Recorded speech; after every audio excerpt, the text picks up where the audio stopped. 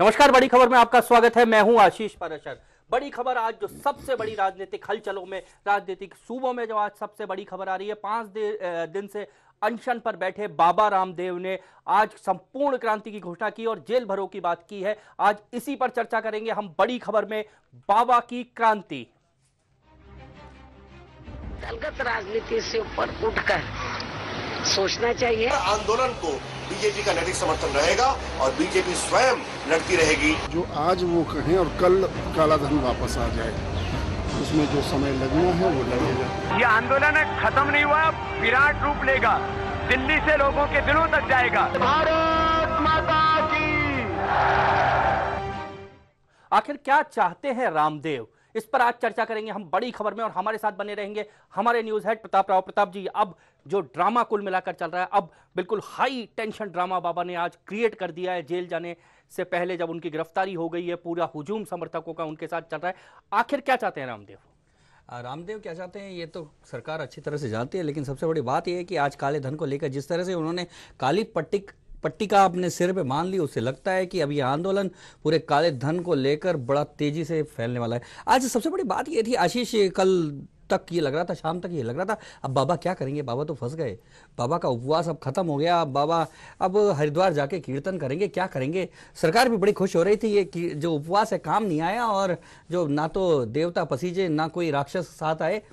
लेकिन आज जैसे सुबह जिस तरह से बदलाव आया, एक के बाद एक एनडीए के सारे घटक दल, मुलायम और जो मायावती का जो समर्थन हुआ और संसद में जिस तरह से हल्ला हुआ, उसके बाद तो निश्चित तौर पे सरकार की चूल्हे भी हिल गई है। गुलाटी काम आई है, बाबा की गुलाटी। और अन्ना और बाबा सरकार एक गलत फैसला सोच बैठी थी कि अन्ना को जिस तरह से निपटाया वैसे ही बाबा को निपटा देंगे, पर ऐसा लगता है कि अब जिस तरह से अभी इस समय बाबा इंडिया गेट के सामने खड़े हैं, कह रहे हैं कि हमें फिरोज शाह कोटला मैदान ले चलो, पुलिस कह रही है, हाथ जोड़ रही है। आज पुलिस की स्थिति हाथ जोड़ने जैसी ला दी है बाबा ने, तो ये समझ लेना चाहिए कि सरकार की भी स्थिति ऐसी आ सकती है। एक नजर डालते हैं जल्दी से, आखिर क्या पूरे मामले में हुआ क्या।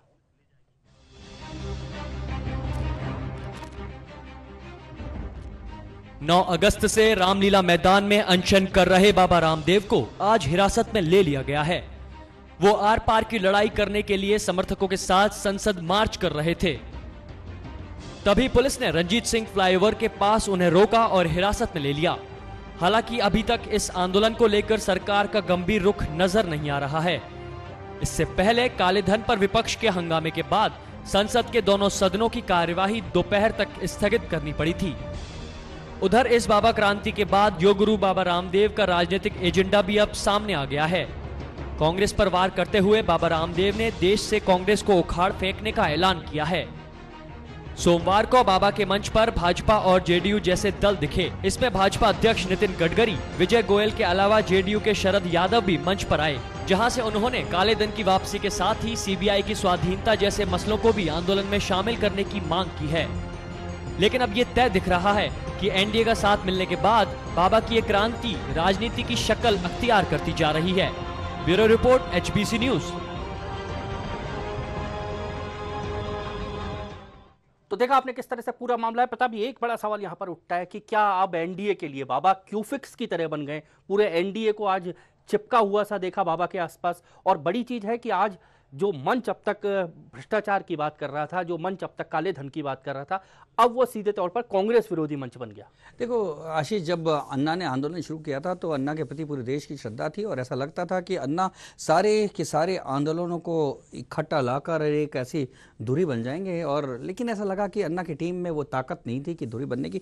आज ऐसा लगता है कि कहीं ना कहीं बाबा ने उस कमी को पूरा किया है। बाबा ने जहां अन्ना का जो जन लोकपाल बिल का मसला भी अपने हाथ में ले लिया और दूसरी ओर सारे के सारे ये कह के कि कांग्रेस हटाओ देश बचाओ का नारा देके उन्होंने कांग्रेस विरोधी सारे दलों को अपने साथ लेकर और ये जता दिया। ये एक बड़ी राजनीतिक चाल है, जिसे कहना चाहिए कि बाबा को लगता था वास्तव में कि अगर केवल सामाजिक आंदोलन और केवल बाबा का आंदोलन बना रहा तो उसमें वो दम नहीं आएगा जो पिछली बार गलती कर गए थे। इस बार उन्होंने राजनीतिक सपोर्ट लेने के बाद अब बड़े आंदोलन की तैयारी कर दी है। एक बड़ा सवाल यहां पर बीच में निकला कि अन्ना कम राजनीतिक है, बाबा ज्यादा है। लगता नहीं है, क्योंकि बाबा ने आपके बिल्कुल कैलकुलेटिव गेम खेला, राजनीति के हर जो बिसात हो सकती थी उस पर मोहरे लगा के रखे। देखो आशीष, वैसे भी जब पिछली बार बाबा रण छोड़ गए थे, महिलाओं के कपड़े पहन के पीछे से खिसक गए थे, पीछे के दरवाजे से सब जगह थूथू हुई थी और कहा था कि ये बाबा है, ये क्या है, और तब लगने लगा था कि ये बाबा वास्तव में फेल हो गया है और अब ये दोबारा उभर के नहीं आएगा। लेकिन जिस तरह से उन गलतियों से सीख कर जिस तरह से बाबा ने इस बार सबको साथ लेने की कोशिश की है, उसने ये बता दिया कि बाबा का जो कद है वो इस आंदोलन ने बढ़ा दिया, सरकार अब घबराने लगी है। और यदि बाबा अड़ गया, रामदेव ने कहा कि मैं तो फिरोजशाह कोटला मैदान में ये अब सारे योग करूंगा, तो सरकार की मुसीबत चुनौतियां हो सकती है। कार्यक्रम में चर्चा जारी रखेंगे, आगे बढ़ने से पहले लेते हैं एक ब्रेक। ये आंदोलन खत्म नहीं हुआ, विराट रूप लेगा, दिल्ली से लोगों के दिलों तक जाएगा। भारत माता की।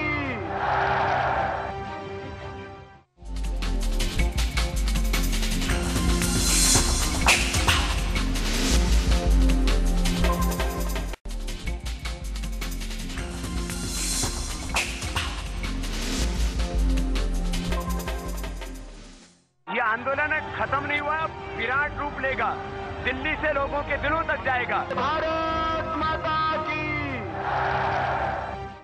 ब्रेक के बाद एक बार फिर से आपका स्वागत है। ब्रेक से पहले हम चर्चा कर रहे थे किस तरह से रामदेव इस बार बिल्कुल कैलकुलेटिवली रामदेव मैदान में उतरे। आखिर क्या कहते हैं रामदेव, आइए सुनते हैं जल्दी से। पहली बात तो है कि आंदोलन खत्म नहीं हुआ है, अभी तो आंदोलन और बड़ा हो गया। पहले भी इस आंदोलन को हम आंशिक रूप से तो 20 वर्षों से चला रहे हैं, लेकिन पिछले 5 वर्षों से तो पूरे हिंदुस्तान की सड़कों पर इसको चला रहे हैं। इसलिए यह आंदोलन खत्म नहीं हुआ, विराट रूप लेगा, दिल्ली से लोगों के दिलों तक जाएगा। कि जो भ्रष्टाचार के लिए जिम्मेदार है कांग्रेस, तो भ्रष्टाचार की गंगोत्री बन गया मानो। मुलायम सिंह हमारे साथ काले धन के मामले पर, चंद्रबाबू नायडू हमारे साथ, नवीन पटनायक हमारे साथ, प्रकाश अंबेडकर जी तो डॉक्टर बाबा साहब अंबेडकर के पोते हैं, सारा एनडीए हमारे साथ, एबी वर्धन जी कम्युनिस्ट हमारे साथ। बच गया क्या एक कांग्रेस पार्टी। तो देखा आपने, भीड़ देखकर कितने उत्साहित बाबा रामदेव नजर आ रहे थे। और कुल मिलाकर एक बात और, आज जो बाबा रामदेव का उत्साह था वो एक तरह से 7वें आसमान पर था। प्रताप जी, अब एक नहीं लगता कि एक योग गुरु जो बाबा रामदेव थे, आयाम विलोम करवाते थे, अब वो बिल्कुल सरकार को आयाम विलोम करवा रहे। और एक बड़ी चीज, आज उनका जो आप व्यवहार देखेंगे या उनके अंदर का जो उत्साह नजर आ रहा है, अभी हमने देखा, कुल मिला के अब योग गुरु से नेता बनने तक का उत्साह उनका दिख रहा था। मुझे लगता है आशीष, ये पिछले 1 साल के दौरान जब से वो रणछोड़दास बने, भगोड़े बने, उसके बाद से उन्होंने शायद चाणक्य नीति पढ़ी और लगातार चाणक्य को पढ़ के उन्होंने सोचा कि आखिर में कैसे मुकाबला किया जाए। और आज लग रहे थे कि वो चाणक्य की तरह अपनी बात रख रहे हैं, राजनीति में राजनीतिज्ञों से कैसे निपटा जाए इसकी पूरी रणनीति बना रहे। अब कल शाम तक किसी को पता नहीं था कि आखिर में बाबा क्या करने वाले हैं, क्या काला पट्टका धारण करेंगे या नमस्कार कह के अपने आश्रम को चल देंगे। लग रहा था कि सरकार सोच रही थी कि सरकार क्या, सब लोग ही सोच रहे थे कि बाबा परेशान होकर कहेंगे कि काला धन जहाँ पड़े रहें तो मैं क्या करूं, और चल देंगे। लेकिन इस बार बाबा ने ऐसी पलटी खाई। और आज बाबा की तैयारी कुल मिलाकर आप देखिए कि जहां पहले दिन लोगों को लग रहा था कि फ्लॉप शो हो जाएगा, लेकिन आज जो भीड़ वहां पर आई, और उससे भी बड़ी बात, जब अन्ना के आंदोलन में बाबा जाते हैं तो बाबा के साथ साथ हजारों की भीड़ जाती है, और जब बाबा वापस आ जाते हैं भीड़ भी आ जाती है। इतना ही नहीं आशीष, सबसे बड़ी बात यह देखा जाए कि अन्ना के जो टीम के लोग हैं 10-10 दिन तक उपवास करते हैं, लेकिन उनको कोई पूछने तक नहीं आता।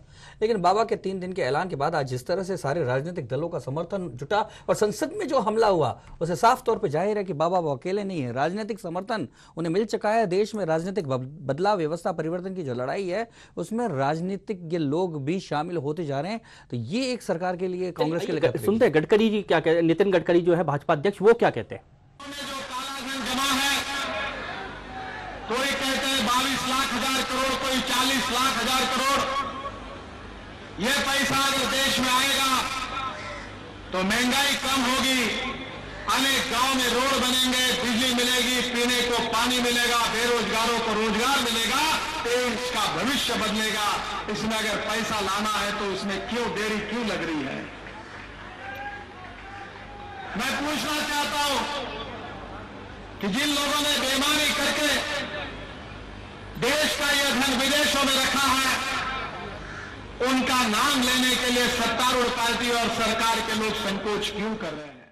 तो देखा आपने किस तरह से नितिन गडकरी अपनी बात कहते हैं। प्रताप जी, क्या ये आपको नहीं लगता कि अब हारों का सहारा पूरा बाबा बन गए हैं अब बाबा रामदेव, क्योंकि एनडीए को बिल्कुल जिस तरह से नया नितिन गडकरी तो कई दिनों बाद जोश में दिखाई दिए, नहीं तो नरेंद्र मोदी और लालकृष्ण आडवाणी तो इतनी पिटाई कर रखी थी नितिन गडकरी की। रैलियों के जो हाल है उससे और भी मायूस हो जाते हैं भाषण देने से पहले। रैली के तो हाल जो हैं, लेकिन आडवाणी अपने ब्लॉग में और नरेंद्र मोदी अपने चाल से जिस तरह से नितिन गडकरी की हालत को दुबला किए हुए थे, उससे तो शायद लगता है कि बाबा ने उनको राहत दी और आज नितिन गडकरी भी भीड़ देख के दहाड़ने लगे हैं, तो उनको लगने लगा है कि कुछ ना कुछ तो कोई राहत मिली। बीजेपी की कटी पतंग को कहीं ना कहीं हवा मिल रही है। मुझे लगता है कि बाबा ऐसे कई बेसहारों का सहारा बनेंगे और ये बेसहारे जो है बाबा की कहीं ना कहीं सैनिक बनेंगे और ऐसा लगता है। लेकिन सबसे बड़ी बात यह है कांग्रेस के लिए, कांग्रेस इसे हल्का नहीं ले।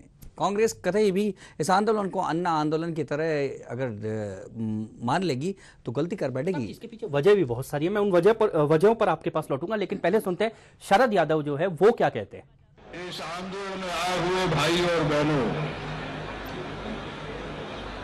अभी नागेश्वर राव जी ने कहा देश में महंगाई है, भ्रष्टाचार जो है वो दिल्ली से लेकर गांव तक है। दिल्ली में बहुत बड़ा माल आता है, लेकिन गांव में भी ये बीमारी फैल गई है। लोग कहते हैं कुएं में भांग गिरी हुई है। इस देश में मैं मानता हूं कि 60 बरस 65 बरस में नहीं, हजारों बरस से इस देश के खून में खराबी नहीं, हड्डियों में खराबी। तो देखा आपने, शरद यादव भी कुल मिलाकर बहुत जोश में नजर आए थे। प्रताप जी, जो मैं बात कर रहा था तैयारियों की, इन तैयारियों के पीछे एक बड़ी चीज है कि बाबा ने मेहनत बहुत की है, क्योंकि जिस तरह का नेटवर्क बाबा ने डेवलप किया है और साथ में लाइजनिंग बाकी पार्टियों के साथ बाबा ने की है, सिवाय इसके कि बाबा अनशन पे बैठते हैं और पार्टियां सीधे तौर पर आ जाती हैं। ये तो मेरा मानना है कि इसे लाइजनिंग से ज्यादा इसे कहना चाहिए कि बाबा इस समय राइट डायरेक्शन में, क्योंकि जब भी कोई जन आंदोलन खड़ा करना होता है, देश के किसी मुद्दे पर सबको साथ लेना होता है, तो हमें याद आते हैं महात्मा गांधी, जयप्रकाश नारायण जैसे लोग जिन्होंने ऐसे मुद्दों को लेकर पूरे देश को खड़ा किया था। और शायद हो सकता है बाबा ने भी उनसे सबक लिया हो और अन्ना हजारे से भी सबक लिया हो, क्योंकि अन्ना हजारे और उनकी टीम ने लोगों को तोड़ा, लोग कटते गए और अन्ना हजारे का जो आंदोलन था वो बिल्कुल एक सिमट कर शिंक हो गया, जबकि वो बड़ा आंदोलन था, बाबा के आंदोलन से बड़ा आंदोलन था।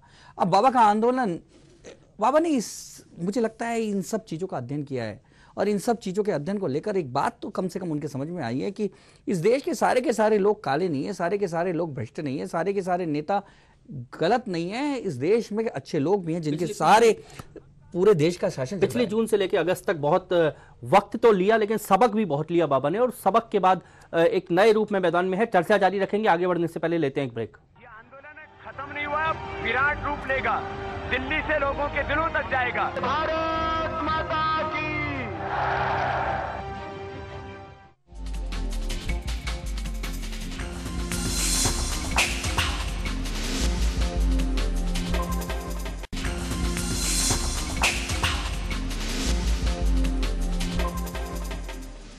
ये आंदोलन खत्म नहीं हुआ, विराट रूप लेगा, दिल्ली से लोगों के दिलों तक जाएगा। भारत माता की। ब्रेक के बाद एक बार फिर से आपका स्वागत है। आज हम चर्चा कर रहे हैं बाबा क्रांति की। तो काफी लोगों के जो रिएक्शन है वो हमारे पास है, हम जल्दी से आपको सुनाते हैं। सत्यव्रत चतुर्वेदी जो है उन्होंने क्या कहा। बहुत जायज मांग है, काला धन वापस देश में इस लाने संबंध में सरकार ने पहले ही स्पष्ट कर दिया कि विभिन्न देशों के साथ इस संबंध में संधियां हुई हैं। उस बारे में जो अंतर्राष्ट्रीय कानूनों के तहत कार्यवाही हो सकती है वो सरकार कर रही है। ये ऐसा नहीं है मामला कि जो आज वो कहें और कल काला धन वापस आ जाए, उसमें जो समय लगना है वो लगेगा।